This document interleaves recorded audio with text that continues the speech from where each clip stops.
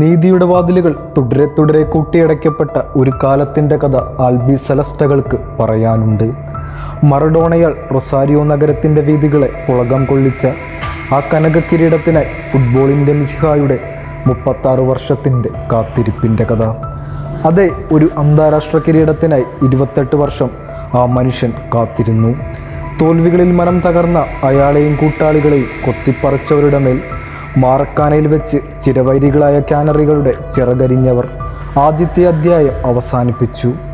അത്തറിൻ്റെ മണമുള്ള ഖത്തറിൽ അവസാന നിമിഷങ്ങളിലെ ദുർഭൂതങ്ങളെ മറികടന്ന് ആൽബി സെലസ്റ്റ്യൻ തിരമാലകൾ ആഞ്ഞടിച്ചപ്പോൾ ലോക കിരീടം മിശിഹായാൽ വാനിലേക്ക് ഉയർത്തപ്പെട്ട ആ രാത്രിയിൽ അയാളും കൂട്ടാളികളും റൊസാരിയോ നഗരവും ആനന്ദ നൃത്തം ചവിട്ടിയ സുന്ദര നിമിഷങ്ങൾ ഇന്നും ഓരോ അർജന്റീനൻ ആരാധകൻ്റെയും ഇടനെഞ്ചിലാണ്. അർജന്റീനിയൻ മധ്യനിരത്താരം റോഡ്രിഗോ ഡി പോൾ പറഞ്ഞതുപോലെ എല്ലാവർക്കും ഞങ്ങളെ തോൽപ്പിക്കണം, കാരണം ഞങ്ങളാണ് ലോക ചാമ്പ്യന്മാർ. അതെ, വീണ്ടും കോപ്പയുടെ പോരാട്ട വീതിയിലേക്ക് ആ പോരാളികൾ കാലെടുത്ത് വയ്ക്കുകയാണ്. മെസ്സിയുടെ അവസാന കോപ്പയിൽ കൂടി കിരീടം നേടിക്കൊണ്ട് 2026 ലോകകപ്പ് ലക്ഷ്യം വയ്ക്കുന്ന അർജന്റീനയുടെ കോപ്പ അമേരിക്കയുടെ ടീമിനെ പരിചയപ്പെടാം. ലയണൽ സ്കോളോണി എന്ന ചാണക്യൻ്റെ കീഴിൽ ഇറങ്ങുന്ന ടീമിൽ ഗോൾ കീപ്പർമാരായി അർമാനി, മൂസോ, എമിലിയാനോ മാർട്ടിനസ് എന്നിവർ അണിനിരക്കുന്നു.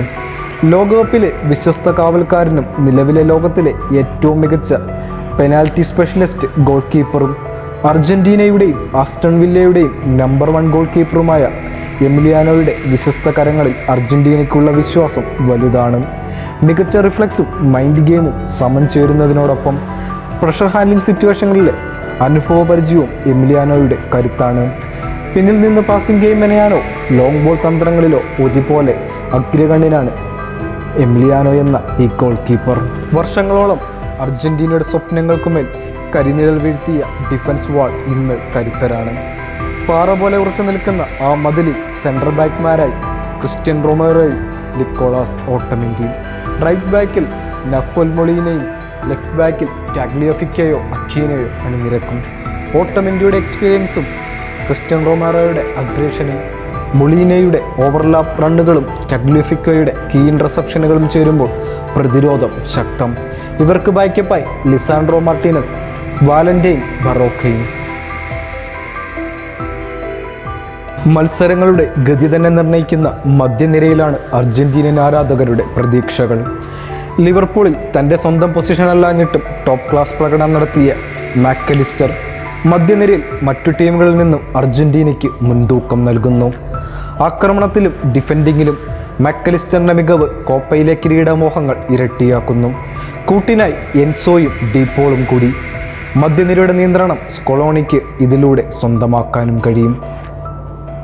മെസ്സിയുടെ ബോഡി ഗാർഡായി മെസ്സിയെ ഫ്രീ ആയി കളിക്കാൻ അനുവദിക്കുക എന്നതാണ് ഡീപോളിൻ്റെ ചുമതല.